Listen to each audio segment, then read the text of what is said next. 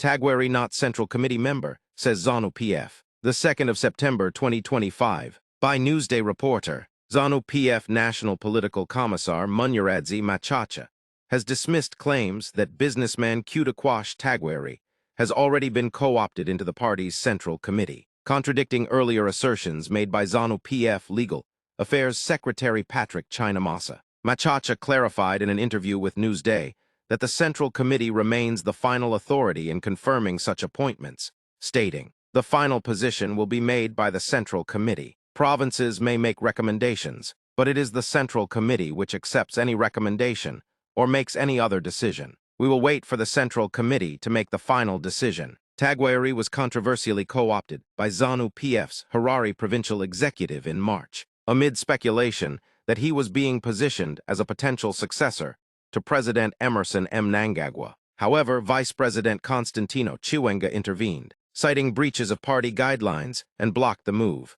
This intervention sparked tensions within the party, with Zanu PF spokesperson Christopher Mutsvangwa accusing Tagwirei of using his financial muscle to buy political influence. He insisted that the co-option process would need to be restarted. CHAMISA, however, appeared to defend Tagwirei, declaring on social media that his elevation was a done deal. Although the post was briefly deleted, he later reposted it, arguing that opposition to the businessman's rise stemmed from jealousy. The matter escalated at last week's Politburo meeting, where Mutsvangwa reportedly challenged CHAMISA's role and told Mnangagwa to replace him as spokesperson if the president felt dissatisfied with his performance. Mnangagwa did not respond directly, but he cautioned party officials against factionalism and indiscipline. Tactics and political chicanery meant to mislead, confuse, as well as divide the party and nation must be nipped in the bud, Mnangagwa said. We must all speak with one voice and march in one direction. Leaders of the party are bound by collective responsibility